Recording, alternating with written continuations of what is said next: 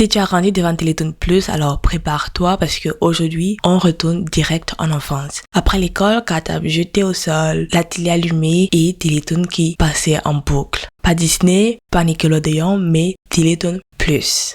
Des dessins animés parfois bizarres, parfois sombres, parfois complètement absurdes, mais qu'on regardait quand même tous les jours sans jamais se lasser. Perso, j'ai mangé du Télétoon Plus, j'ai bu du Télétoon Plus, j'ai clairement respiré du Télétoon Plus pendant toute mon enfance. Et comme il y a beaucoup trop de séries cultes pour tenir en une seule vidéo, celle-ci n'est que la première d'une longue série de vidéos. Alors installe-toi bien parce que là, on replonge à fond dans les dessins animés de notre enfance.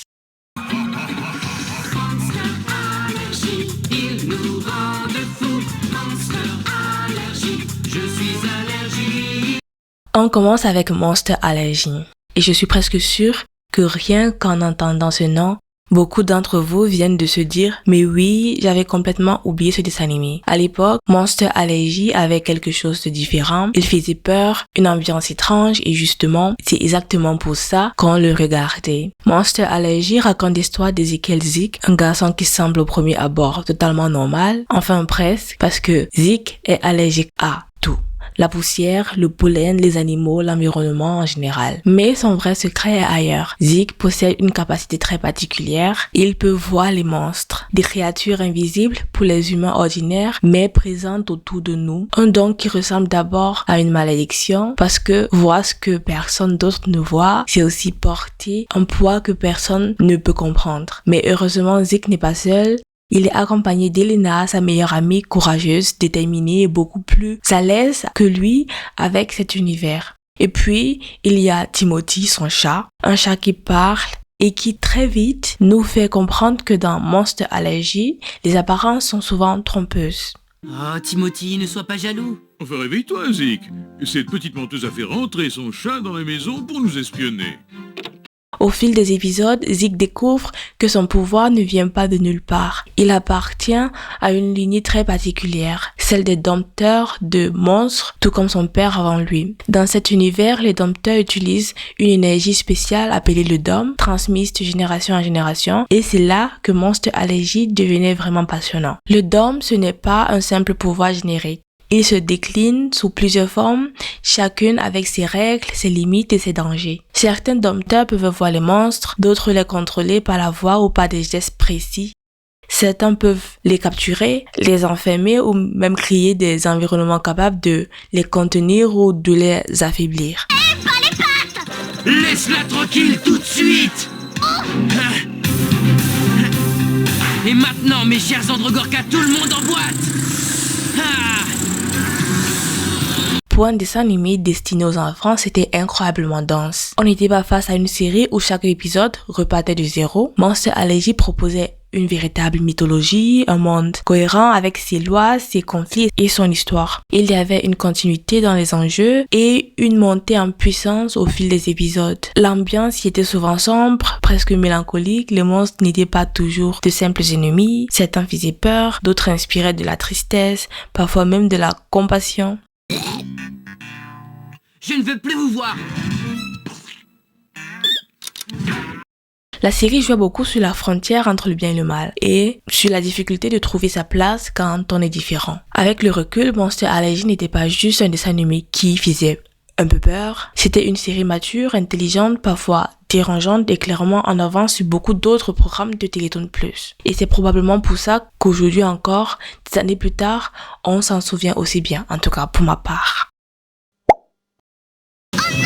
Son pauvre petit chaton appelé Tigre était perché tout en haut du clocher de l'église. Elle ne pouvait compter sur l'aide de personne. Chez toi, il y a une tempête qui approche. Personne, sauf peut-être l'aide d'un seul homme. Celle de Bob, le pompier. Ne t'inquiète pas, petite. Bon. Même la détermination la plus grande Accroche-toi, petite.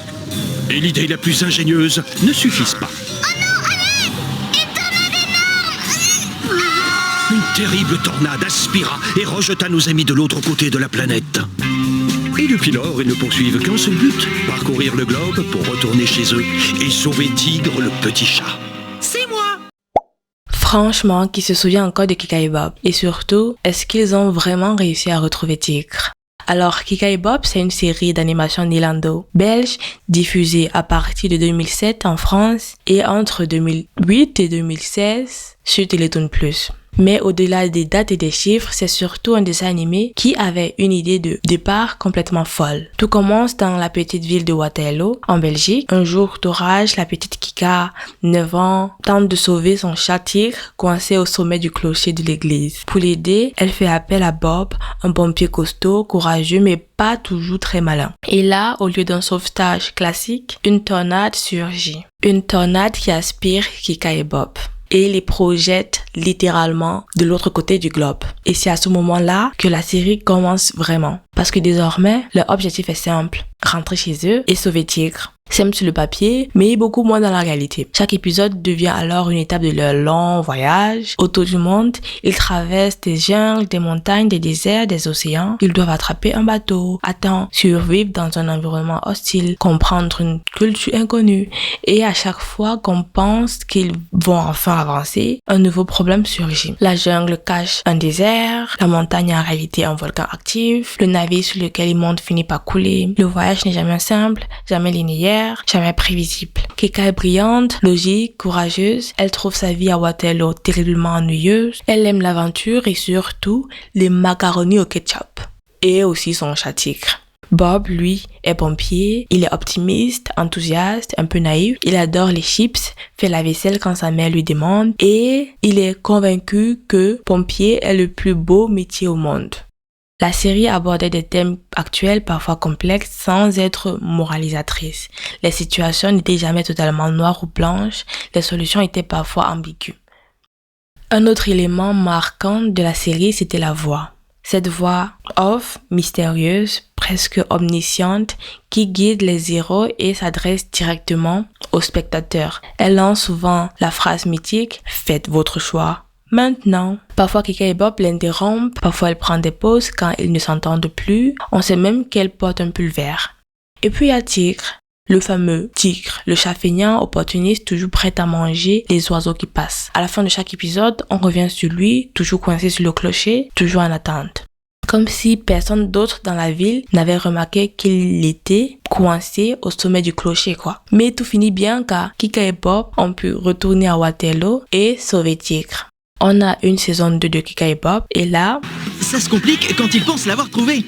Parce qu'en fait, ils l'ont perdu. Tout se complique parce que Madame Hackman, propriétaire du pigeon mauve Tilly, retient Tigre en otage après que celui-ci a tenté de manger son oiseau. Elle pose une condition simple. Kika, je te rendrai Tigre quand tu m'auras rapporté Tilly. Et voilà, Kika et Bob retournent à nouveau et là pour retrouver Tilly.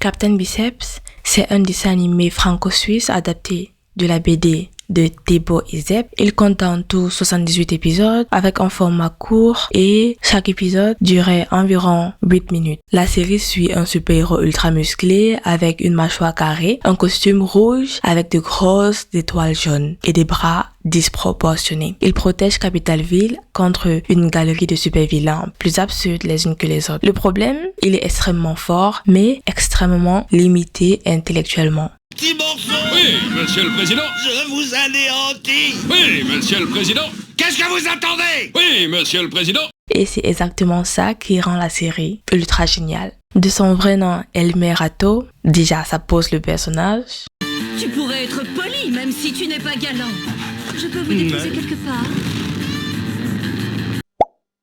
Je vous avais apporté une belle boîte de chocolat, mais franchement, j'ai eu faim et...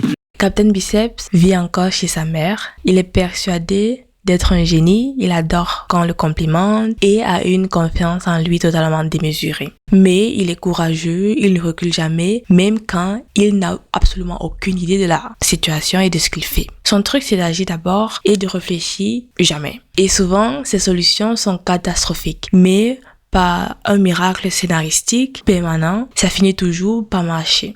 Maman? Mais qu'est-ce que tu fais là? Je croyais que c'était ton jour de congé. Tu n'aurais pas vu passer deux affreux... Allez, ferme ton...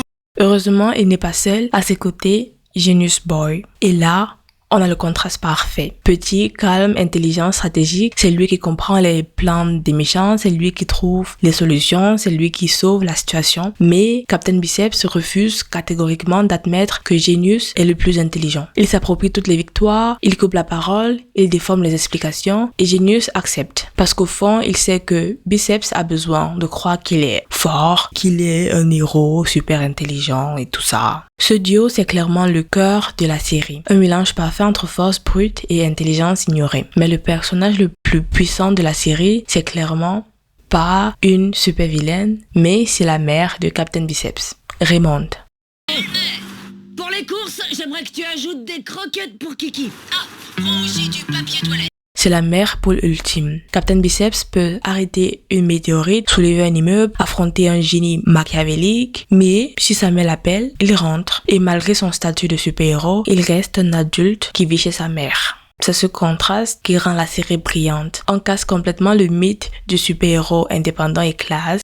Et puis, il y a Giga Woman, super-héroïne capable d'électrocuter à la moindre colère. Forte, indépendante, beaucoup plus compétente. Captain Biceps est amoureuse d'elle et pour une fois, c'est réciproque. Mais évidemment, il essaie toujours d'impressionner et ça tourne mal. Leur relation apporte un côté un peu plus humain à la série.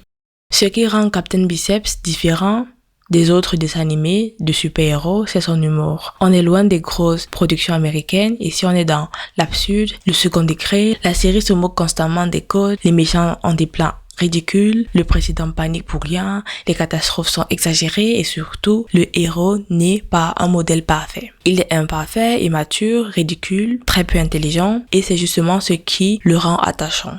Captain Biceps n'était pas un dessin animé qui te donnait une grande morale à la fin. C'était juste du fun, des punchlines et des situations absurdes. Et en 8 minutes, tout allait très vite. Dans ce dessin animé, Captain Biceps, c'était un héros bodybuildé, un sidekick génial mais ignoré et un humour absurde typique franco-belge. Captain Biceps n'était pas peut-être le dessin animé le plus profond, mais clairement c'était l'un des plus fun de Télétoon Plus. Et rien que pour ça, il mérite qu'on s'en souvienne. C'est un fantôme. Danny Fantôme. S'il y a bien un dessin animé qui a marqué toute une génération des années 2000, c'est Danny Phantom. Danny Phantom, c'est le mélange parfait entre super-héros, adolescent et paranormal. Au départ, Danny Phantom, c'est un ado normal, enfin presque normal. Il vit à Amity Park, une ville régulièrement attaquée par des fantômes. Et ses parents sont des scientifiques spécialisés dans la chasse aux fantômes. Oui, déjà, on est loin de la routine classique. Jack et Maddie Fenton ont construit une machine incroyable, le portail Fenton, une porte vers la dimension des fantômes. Évidemment, Danny décide de tester la machine en cachette. Mauvaise idée, une explosion d'énergie ectoplasmique, un accident, un éclair et sa vie bascule. Il devient un hybride, mi-humain, mi-fantôme, et à partir de là, tout change. Danny développe des capacités surnaturelles. Il peut voler, devenir invisible, traverser les murs, tirer des rayons d'énergie, posséder une force surhumaine. Et au fil des saisons, ses pouvoirs évoluent. Il devient plus fort, plus rapide, plus stratégique, mais parfois, ses pouvoirs diminuent, il doute, il perd confiance, et c'est là que la série devient intéressante. Parce que Danny Phantom, ce n'est pas juste un cartoon d'action, c'est aussi une histoire sur l'adolescence. Danny est un héros, mais personne ne doit le savoir. Ses parents détestent les fantômes, ils sont persuadés qu'ils sont tous dangereux, donc Danny doit cacher sa double identité à sa propre famille. La seule personne au courant, ses deux meilleurs amis, Sam et Tucker.